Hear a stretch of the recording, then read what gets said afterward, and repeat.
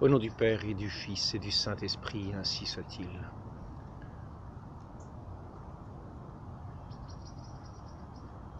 Nous avons déjà abordé la victoire de la croix.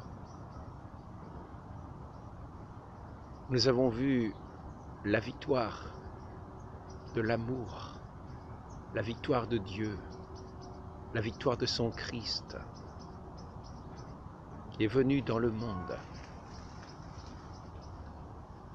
comme un guerrier redoutable.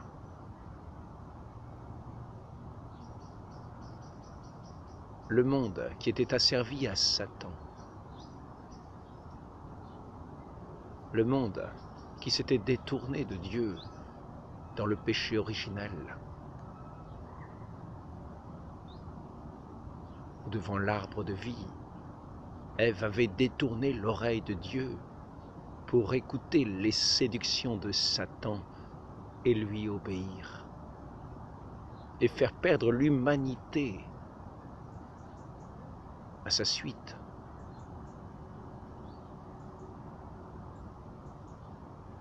Nous sommes ici à nouveau devant l'arbre de vie, où le Christ, qui est la vie, est suspendu à cet arbre,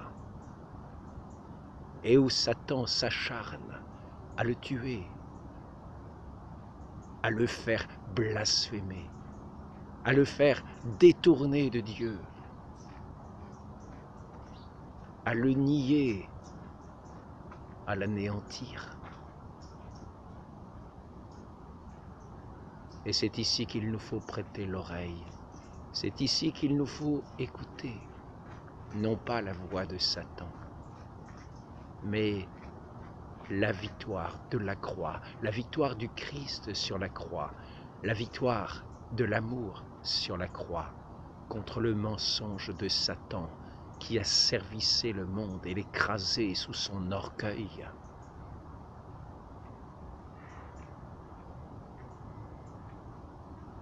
Le Christ est descendu dans ce monde.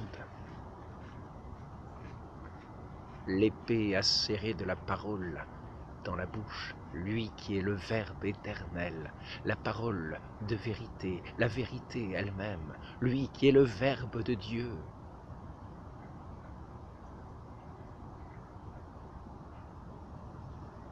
Non pas une parole abstraite, mais le Verbe éternel, l'unique Verbe de Dieu.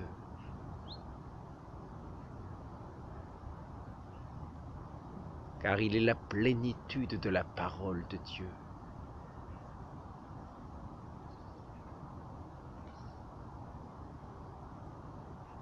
Il est son Fils unique, et ce Verbe éternel, la vérité, celui qui est l'amour, comme le Père est l'amour. Car la parole de l'amour, c'est l'amour. L'esprit de l'amour, c'est l'amour. Dieu est amour. Ce Fils unique du Père, le Verbe éternel, engendré du Père de toute éternité, dans sa parole unique, par laquelle il connaît toutes choses, par laquelle il se connaît lui-même tel qu'il est, dans une seule pensée, dans une seule parole, qui est son Verbe. Ce Verbe éternel va venir jusqu'à nous. Il va venir s'incarner dans notre chair pour mettre à bas Satan, le fouler aux pieds, lui qui foulait l'honneur de Dieu et la création tout entière sous son orgueil de haine.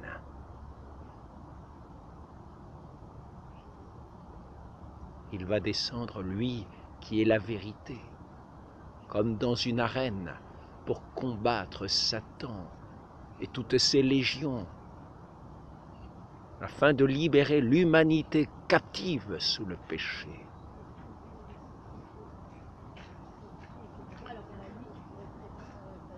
Il entre dans ce monde comme dans un pressoir mystique, où lui-même est le raisin qui va être broyé sous les pieds de ce monde infect, qui va le piétiner,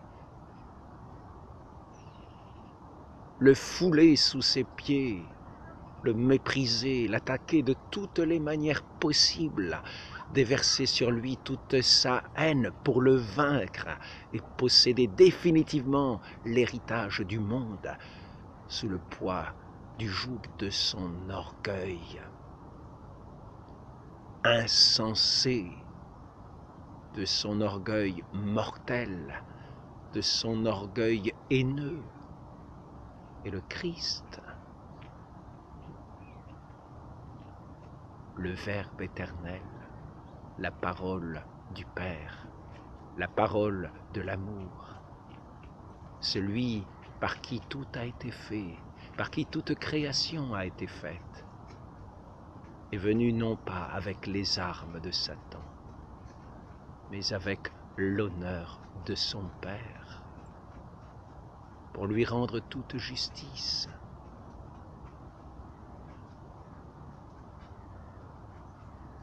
Il s'est fait homme, afin de lui-même rendre justice à son Père comme créature, qui, comme toute créature, tient tout de la main de son Père, qui a fait toutes choses par pure bonté, par pur amour. Il vient rétablir ce qui est de la justice, c'est-à-dire rendre tout l'honneur à ce Père, de qui tout vient, et qui, selon toute justice, tout doit être rendu en action de grâce, en reconnaissance de celui qui est amour, à ces créatures qui ont été faites avec un cœur pour répondre à son amour, en lequel il n'y a aucune haine et qui ne mérite que notre amour. Et c'est par cet amour qu'il veut nous faire être dans la plénitude de ce qu'il a voulu pour nous, dans l'unité à lui, dans l'union à lui, dans l'écoute de sa parole.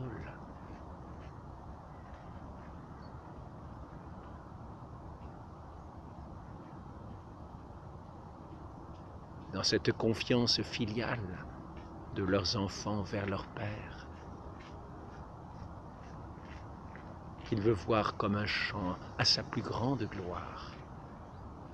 Le Christ est descendu comme un héros vaillant, le glaive de la parole à la bouche, d'une parole tranchante de la vérité. Et c'est à cette parole de vérité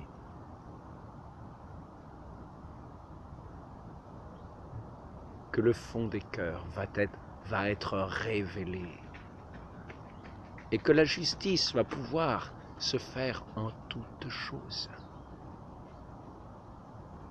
et que Satan va être vaincu dans ce qu'il est, c'est-à-dire son néant, et que tous les enfants de Dieu auront en héritage la vie, l'amour éternel du Père,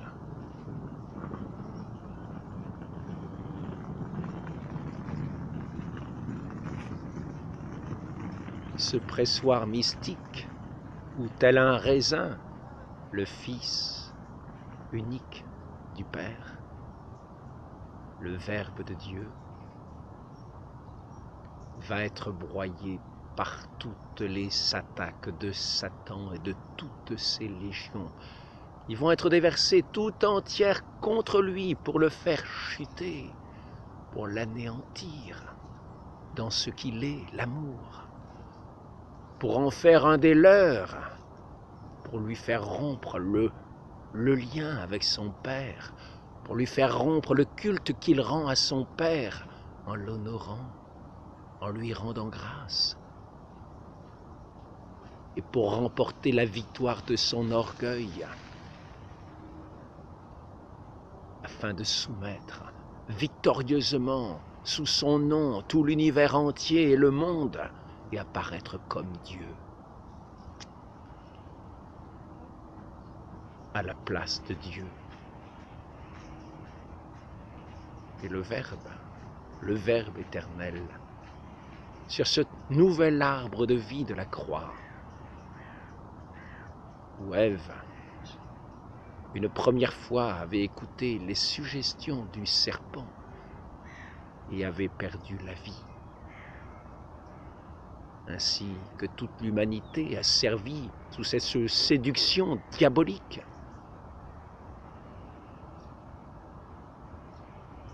Voici que le Christ, qui est la vie, sur ce nouvel arbre de la croix,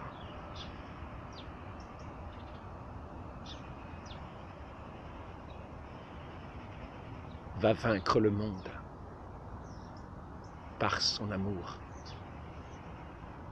auquel il n'écoutera aucune des séductions du monde, mais il sera toujours dans la fidélité à son Père, dans l'obéissance à son Père.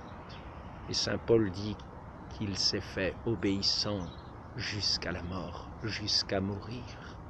C'est-à-dire que la mort n'a pu vaincre son amour.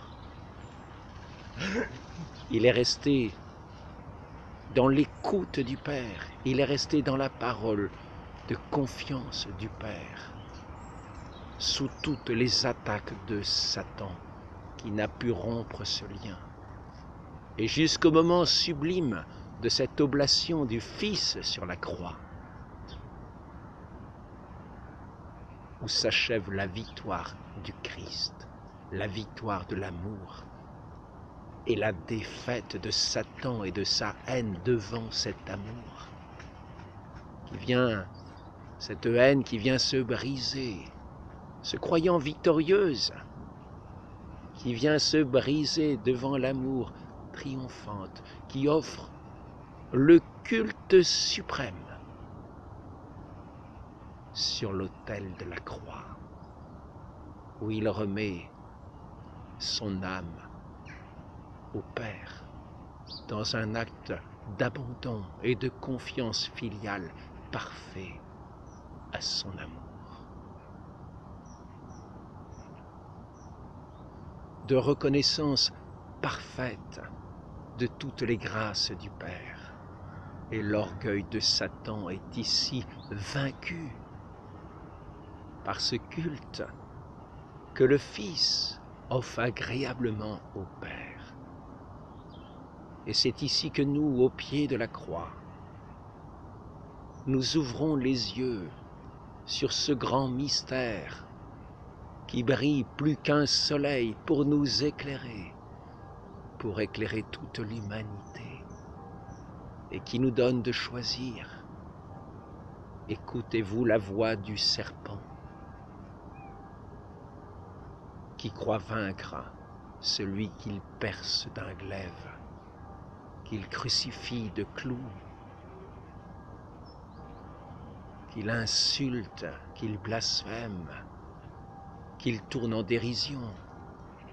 Écoutez-vous la voix du serpent dans ce qu'il croit être sa victoire, ou écoutez-vous la voix de celui qui est la vérité et qui est l'amour triomphant sur la croix, triomphant de la haine, qu'il n'a pas eu en lui une once d'ombre dans cet amour, pas la moindre tache. Lui qui sur cette croix forme son Église, lui donne tous les sacrements pour vivifier tous ceux qui sont à son écoute, tous ceux qui le contemplent, tous ceux qui le regardent, tous ceux qui l'admirent, tous ceux qui naissent de sa vie triomphante, de sa victoire, qui lui a coûté le prix de son sang.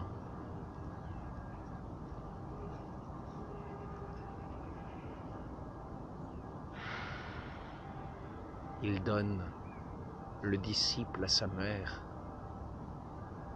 la mère à son disciple, comme pour former son Église. Elle qui a engendré la tête de l'Église, qui est le Christ lui-même sur la croix, et qui va abreuver les membres de son Église de son sang, qui est le prix de notre rachat, par lequel il nous est obtenu tout pardon de nos péchés, quand nous étions à l'écoute du serpent infernal, sous sa puissance, sous la puissance de son orgueil, élève de son orgueil, disciple de son orgueil, disciple de Satan contre Dieu.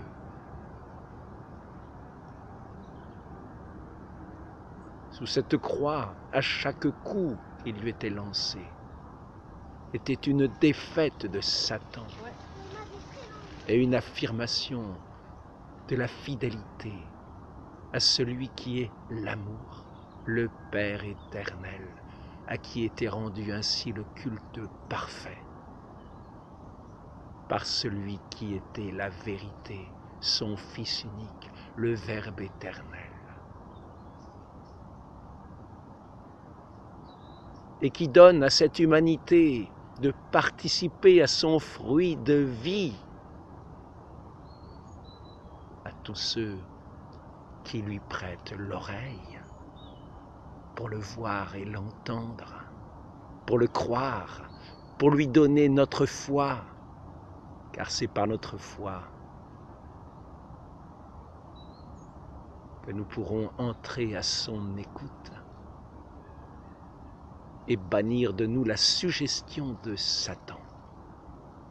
C'est par notre foi que nous pourrons accomplir en nous par sa grâce qu'il nous donne sur cette vie, sur cette croix, par sa grâce qu'il nous donne dans tous les sacrements qui découlent de son sang, qui nous a mérité de participer à sa grâce, par tous les canaux de sa grâce qui alimentent la vigne de l'Église, comme à travers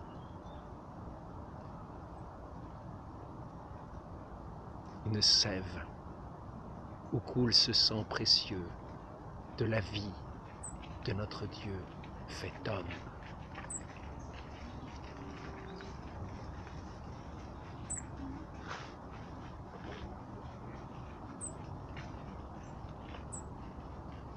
Ce mystère de l'amour, c'est le soleil de la charité de Dieu qui règne sur le monde. Il va rayonner dans tous ces aspects de la création, dans toutes les œuvres de la charité, alimenté par les canaux de ces sacrements, où cette grâce de la charité que nous recevons au pied de la croix est transmise à son Église entière. Nous qui renonçons aux suggestions de Satan, il nous apporte le pardon, la réconciliation avec le Père. Il nous donne de vivre en toutes choses dans sa grâce, comme des créatures renouvelées qu'il nous a fait sur sa croix, dans la victoire de son amour.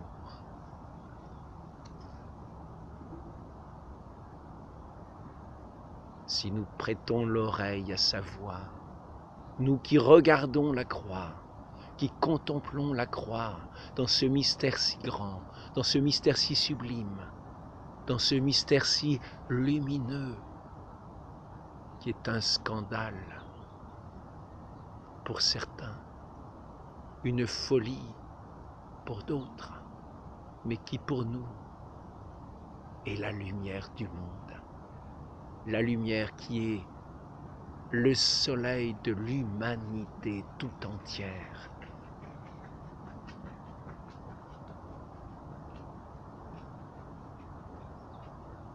et devant lequel sera jugée toute l'humanité tout entière devant les rayons si lumineux de son éclat et de sa vérité. Ainsi, telle une nouvelle création,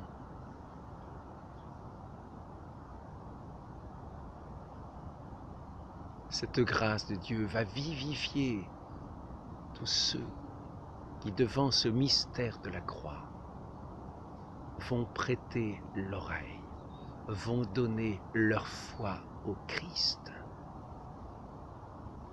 Et tel ce Dieu généreux, ce Dieu de bonté, ce Dieu d'amour, il va déverser ses flots de grâce sur ses enfants dans la plénitude des grâces.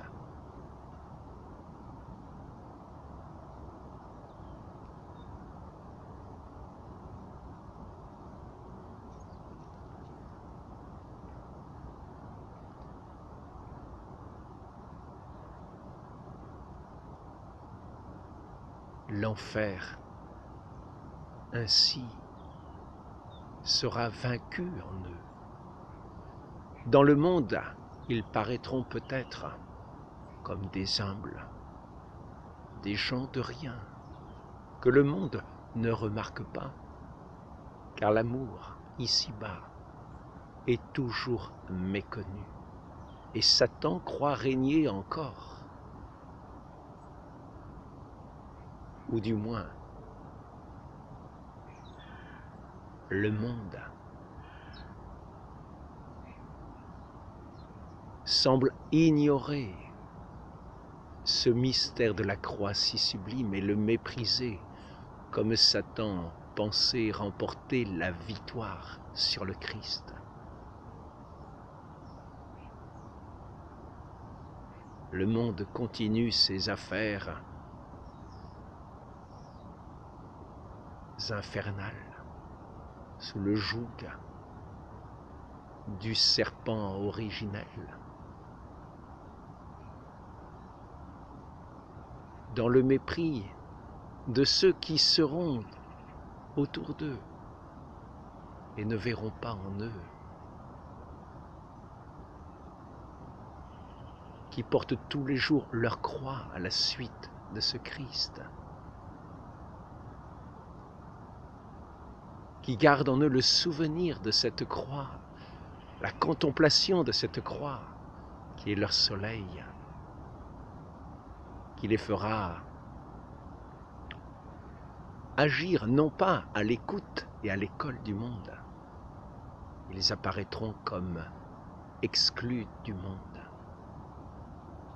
des petits, des méprisés, des gens de rien, car l'orgueil du monde ne connaît pas l'amour de la croix, ne connaît pas l'amour, ne connaît pas le Père, ne connaît pas le Fils et ne connaît pas le Saint-Esprit, et tous les jours continue de le combattre.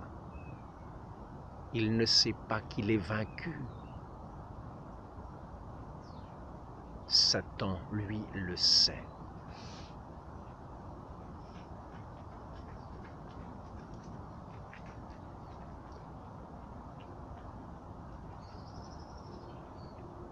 Mais il veut continuer de perdre tous ceux qui sont sous sa suggestion et qui passent si près de la victoire, si près de la lumière, si près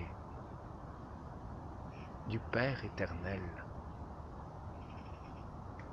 qui leur parle dans la croix de la manière la plus sublime, sans qu'eux-mêmes les voient, tant ils sont inclinés vers la terre, tant ils sont pris sous la suggestion de Satan.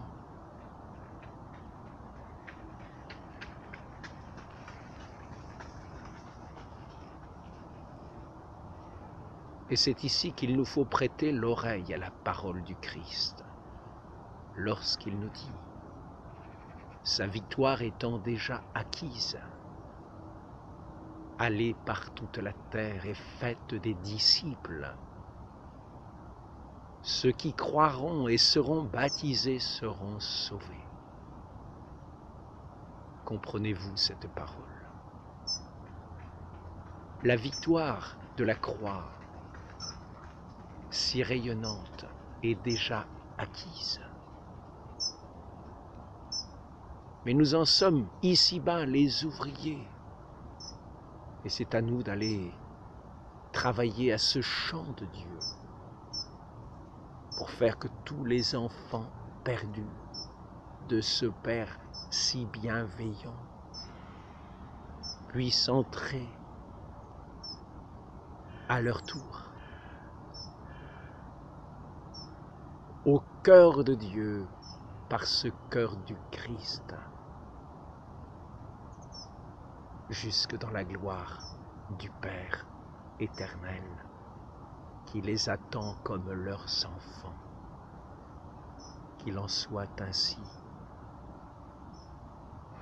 Et que ce soit déjà la charité que nous puissions offrir à nos frères.